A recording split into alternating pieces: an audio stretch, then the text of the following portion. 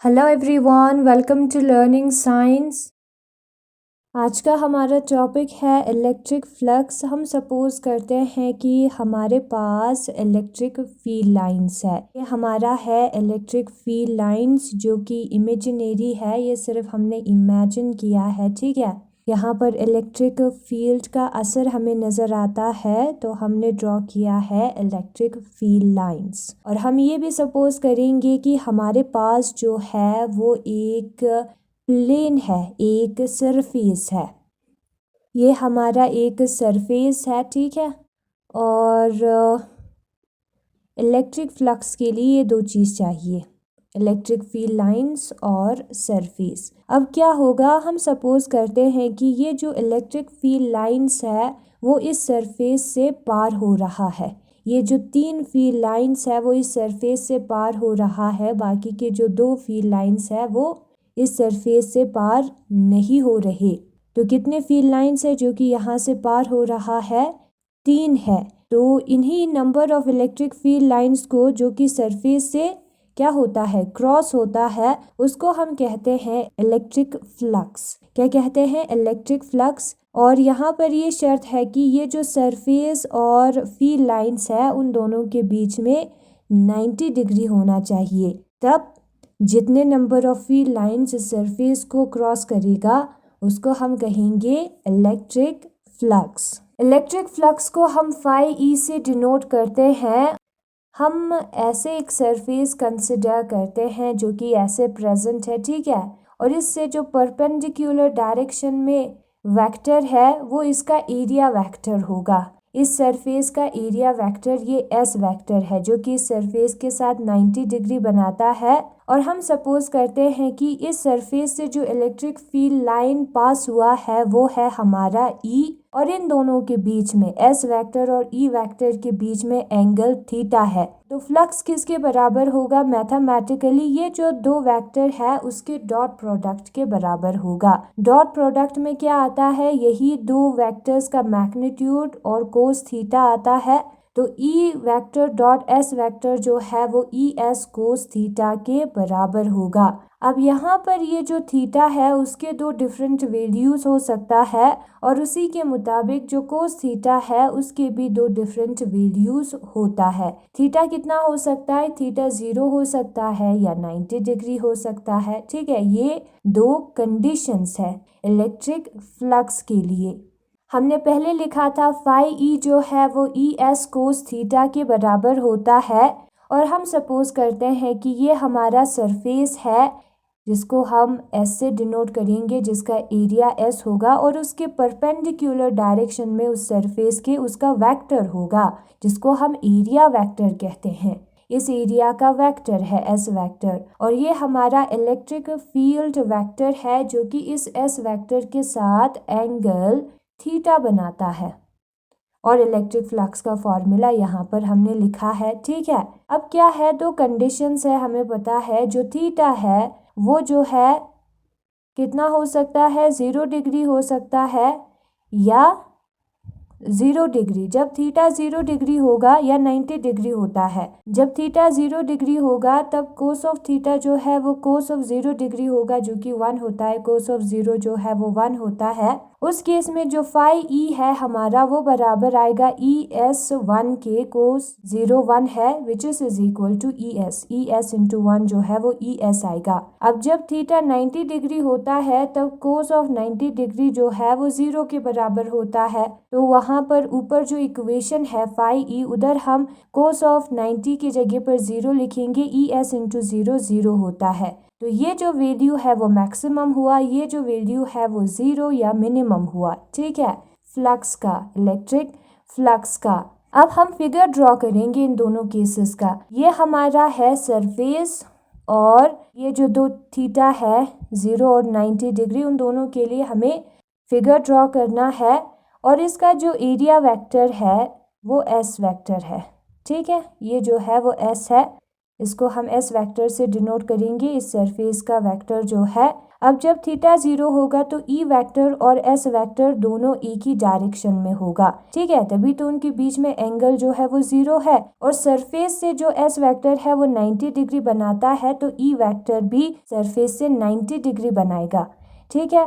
अब जब थीटा जो है वो 90 डिग्री होगा, इसका मतलब है ये जो एस और ई वेक्टर है उन दोनों के बीच में 90 डिग्री है।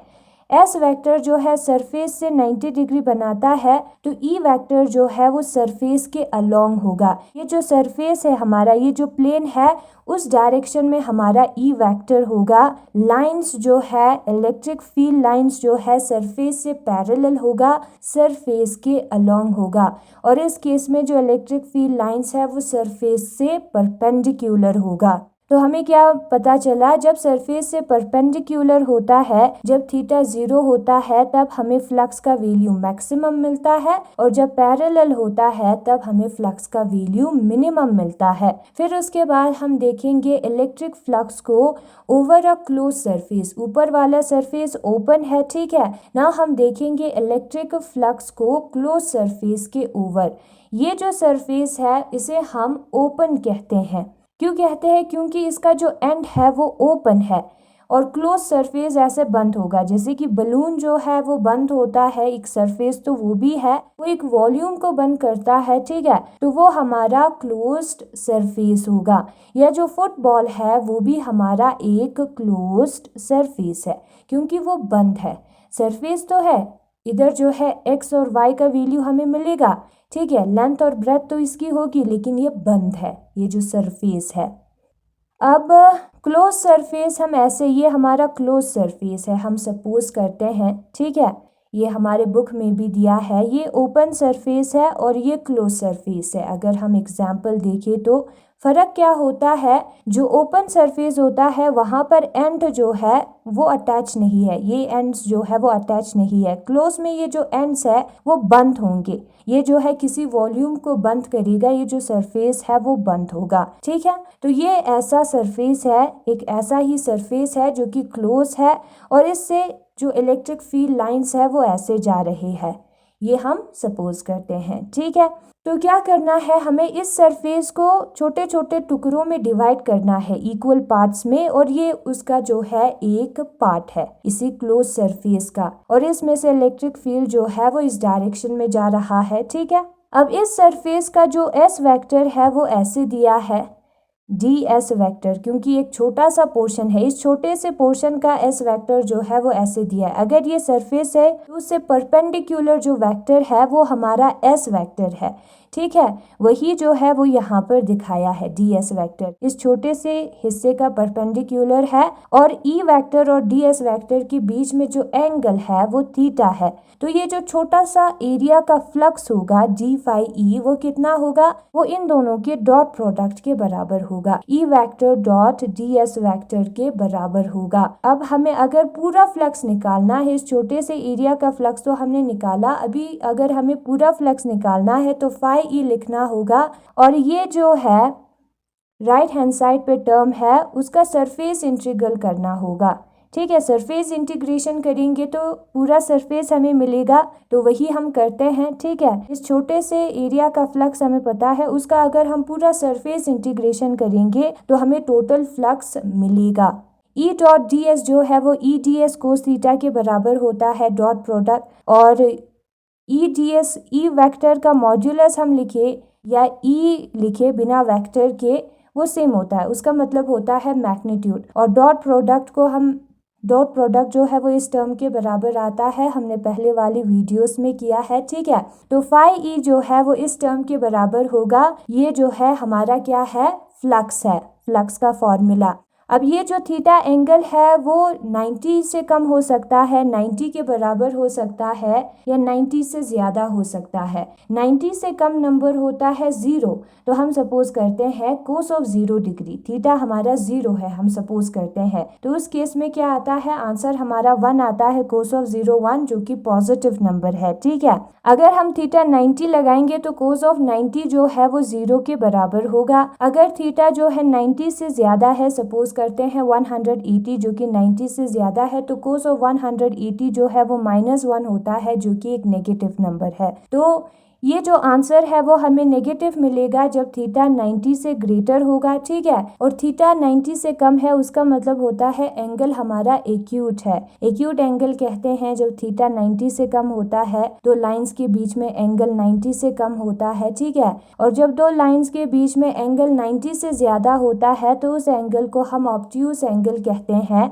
तो यहाँ पर हम लिखेंगे ऑब्ट्यूज। और एक्यूट और ऑब्ट्यूज का कंडीशन यहाँ पर दिया है, पॉजिटिव और नेगेटिव आता है हमारा आंसर, ठीक है। नाउ हम इसी चीज को एक सरफेस पे, क्लोज सरफेस पे अप्लाई करते हैं। हम सपोज करते हैं कि हमारे पास एक सिलेंडर है।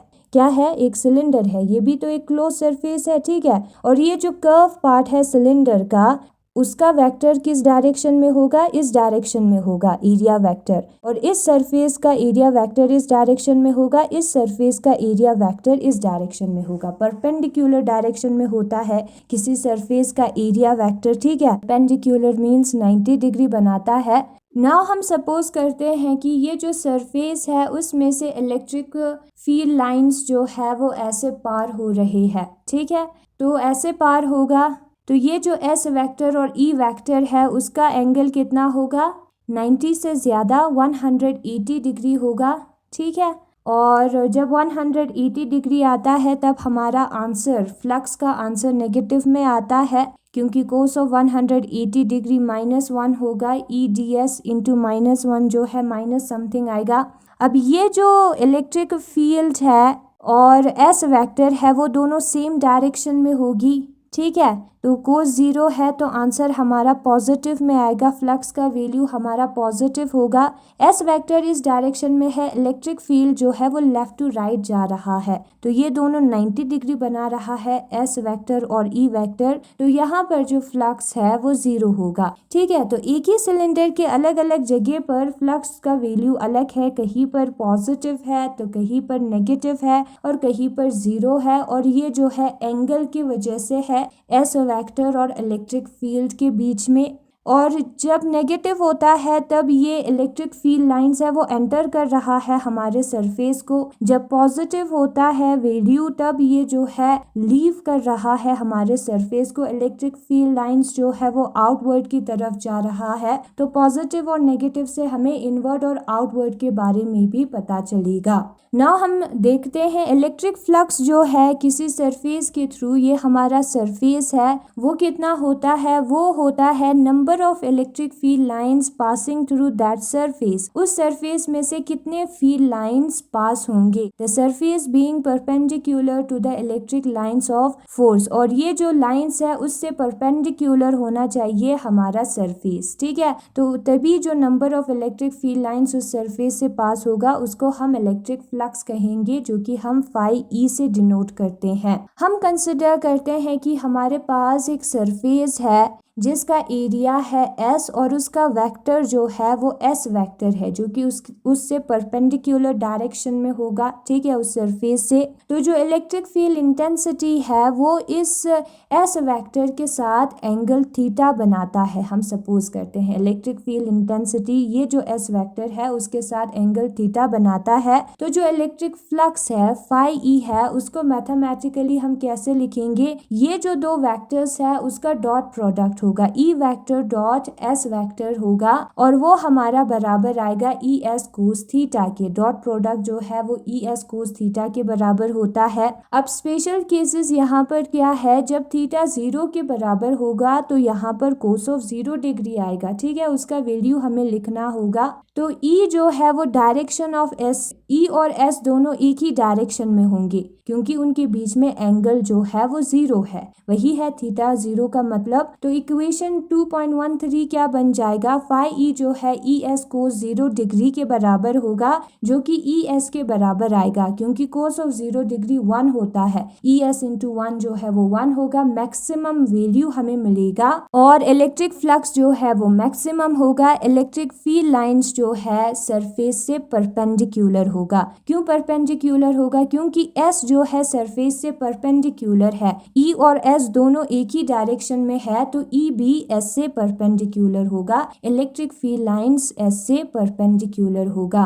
तो मैक्सिमम हमें मिलेगा answer. Now if theta is equal to 90 degree, अगर ये और E वेक्टर जो है वो 90 डिग्री बनाएगा तब क्या होगा? E vector is perpendicular to S vector, ये दोनों एक दूसरे से परपेंडिकुलर होंगे। 90 डिग्री का मतलब वही होता है। तो इक्वेशन नंबर 2.3 पे कोस ऑफ थीटा के जगह पर कोस ऑफ 90 लिखेंगे जो कि 0 होता है। 0 इंटू ES जो है वो 0 आएगा और वो जो है एक मिनिमम नंबर है। इलेक्ट्रिक फ्लक्स जो है एक गिवन सरफेस के थ्रू वो 0 या मिनिमम होता है जब इलेक्ट्रिक फील्ड लाइंस जो है उस सरफेस के अलोंग होता है। इलेक्ट्रिक फील्ड लाइन जो है ऐसे जाएगा, उसी सरफेस के अलोंग जाएगा, उसको आर पार नहीं करेगा, तो उस केस में क्या होता है? फ्लक्स जो है वो 0 होता है। ठीक है, जब थीटा 90 होता है तब ये जो है अलोंग जाएगा, ठीक है, उसको पार नहीं करेगा, उस सरफेस को उसी के साथ जाएगा, तब क्या होगा? तब जो है फ्लक्स होगा ही नहीं। और इसका यूनिट क्या होता है? इलेक्ट्रिक फ्लक्स का newton metre square coulomb inverse. Electric field का वैल्यू क्या होता है?